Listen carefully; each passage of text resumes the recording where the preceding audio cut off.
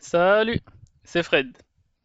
Au bac, on te demande souvent de montrer qu'une équation du type f de x égale 0 a une solution, sans te demander de la calculer. Et là, beaucoup sèche. La clé, c'est un théorème simple et hyper visuel, le théorème des valeurs intermédiaires, le TVI. À la fin de cette vidéo, tu sauras prouver qu'une équation admet une solution et même qu'elle est unique. Un concept, un exemple, c'est parti. Alors l'intuition. Imagine que tu traces une courbe sans lever le crayon. C'est ça, une fonction qu'on appelle une fonction continue. Si elle passe en dessous de 0 et finit au-dessus ensuite de 0, à un moment, elle a forcément traversé 0, autrement dit l'axe des abscisses. Elle ne peut pas sauter par-dessus, puisque du coup, c'est une fonction qui est continue. C'est ce qu'on a dit sans lever le crayon. Ce point de traversée, c'est la solution. Alors, on va voir ensemble sur le tableau blanc, enfin plutôt au tableau noir, à quoi ça ressemble. Alors, déjà, l'énoncé. Donc, le théorème que tu vas utiliser au bac, autrement dit, le théorème euh, des valeurs intermédiaires. Il y a aussi le corollaire, dit théorème de la bijection. Alors, on va l'écrire ici d'abord. Théorème de la bijection. OK. Si, donc là, on va le noter. Si f est continue, si la fonction f est continue et strictement monotone, monotone sur un intervalle AB, sur un intervalle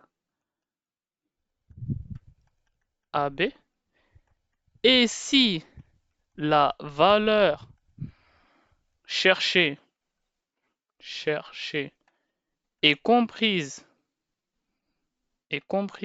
entre f de A et f de B, alors l'équation f de x égale k, k étant la valeur cherchée justement, donc là j'aurais pu le rajouter, si la valeur k est comprise entre f de A et f de B, alors l'équation f de x égale k admet une unique solution dans cet intervalle du coup AB. Voilà. Donc ça, c'est le corollaire ici, donc du TVI. Donc un corollaire, c'est en quelque sorte un autre théorème qui est issu d'un plus grand théorème. Donc on avait le théorème des valeurs intermédiaires, donc le TVI, et après on a eu son corollaire. Ok, donc on appelle ici le théorème de la bijection. Donc cette unicité, elle est tout simplement due au fait qu'on a rajouté comme information que la fonction f est strictement monotone. Donc là, vous voyez, je souligne ici, le strictement monotone, il implique du coup l'unicité de notre solution. Okay. Donc il faut deux ingrédients ici. Il faut que la fonction soit continue, donc que je puisse tracer sans lever le crayon. Et enfin, il faut qu'elle soit strictement monotone. Donc elle ne fait pas de demi-tour, elle ne traverse qu'une seule fois. Okay. Soit elle est strictement croissante, donc elle monte, monte, monte, soit elle est strictement décroissante, donc elle ne fait que descendre, descendre, descendre, comme ça. Ok, elle va aller que vers le bas. Ok, mais on va faire un exemple plutôt de type bac. Alors, juste je change de couleur. Exemple type bac, pour que vous puissiez voir ici.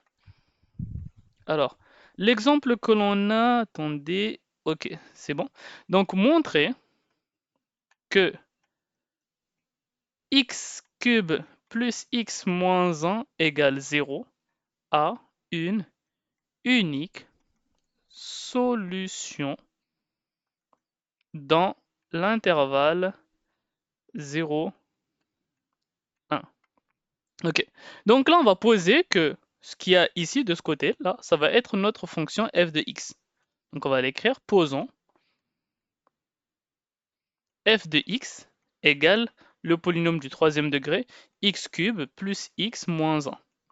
Donc, comme on a dit, pour prouver l'existence, d'abord il faut utiliser le fait que la fonction soit continue dans cet intervalle. Et après, pour prouver l'unicité, il faut montrer que la fonction est strictement monotone dans cet intervalle. Donc ici, on a un polynôme, f de x est un polynôme. Donc, premièrement, f de x est un polynôme du second degré, du troisième degré, pardon, puisqu'il y a du x cube, est un polynôme. Donc, continu, puisque toutes les fonctions polynomiales sont continues sur R, et en particulier dans l'intervalle qui nous intéresse, en particulier sur 0 jusqu'à 1. Donc pour le premier point, la continuité de notre fonction, c'est bon, c'est prouvé. Okay, par sa nature, c'est forcément une fonction qui est continue. Donc oui, bien évidemment, il va falloir connaître les différentes fonctions classiques, les fonctions usuelles, et leur domaine de continuité, de dérivabilité également. Ok. Maintenant, le deuxième point, ça va être de prouver sa monotonie.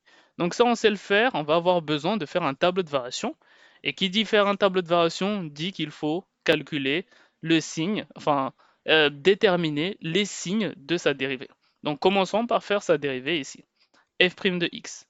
Donc si f de x c'est x cube, sa dérivée ça va commencer par 3x carré, plus x donc plus 1, et après moins 1, bah, la dérivée d'une constante c'est 0. Donc on peut rajouter plus 0 ici. Autrement dit, on a du 3x carré plus 1. Alors là, je pourrais faire l'étude de cette fonction du second degré, du signe de cette fonction du second degré, sauf qu'il n'y a pas besoin puisque x carré, lui, il est forcément positif. Multiplié par 3, ça donne encore un nombre positif, et après je lui rajoute 1. Donc tout le résultat là, il sera forcément plus grand que 1. Vous voyez le 1 qu'il y a là, et donc plus grand que 0, forcément. Qui ne peut pas être égal à 0. Ok, puisqu'on n'a que des nombres positifs qu'on additionne. Donc la fonction f, donc f de x est strictement croissante, puisque sa dérivée est strictement positive, croissante, sur R, et en particulier, ce qui nous intéresse ici, sur 0, 1. Okay. Donc là, on vient de prouver que la fonction était continue. Donc ça, c'était le premier point qu'on a fait ici, check. Et on vient de prouver maintenant qu'elle est strictement croissante, donc strictement monotone, check.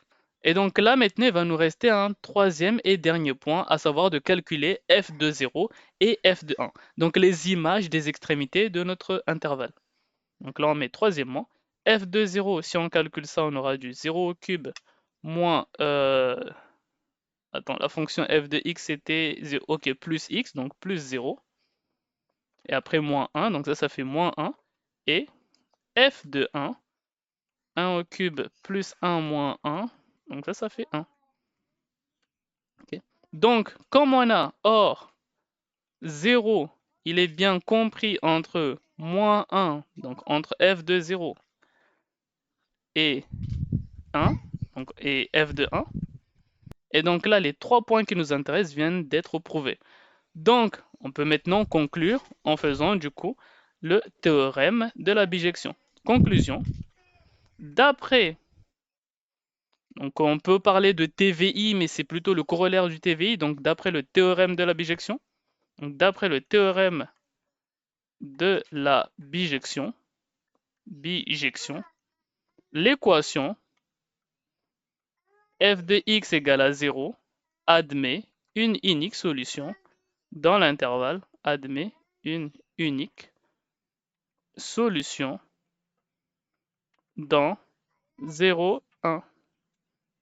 Voilà. À la calculatrice, ensuite, on peut encadrer cette solution. On trouve normalement que alpha il vaut environ 0,68. Voilà. Donc, on va pouvoir faire un récapitulatif ensemble. Alors, récapitulons. Premièrement, la fonction est continue. Donc, je dois tracer sans lever le crayon. Deuxièmement, il faut vérifier trois choses. Il faut vérifier qu'elle soit continue, qu'elle soit strictement monotone et que la valeur de notre équation, donc f de x égale à k, il faut que cette valeur de k, elle soit comprise entre f de a et f de b. Et enfin, troisième point, on conclut l'existence et son unicité. Donc le réflexe, si je change de signe et je ne fais pas de demi-tour, alors je traverse 0, l'axe des abscisses, une seule et unique fois. Donc ça, c'est le corollaire du théorème des valeurs intermédiaires. Alors que le théorème des valeurs intermédiaires, lui, nous prouve qu'il existe au moins une solution, mais pas son unicité. Voilà. Prochaine vidéo, on attaque la dérivation, avec la dérivée d'un produit. Dis-moi en commentaire ce que tu veux, abonne-toi et à très vite.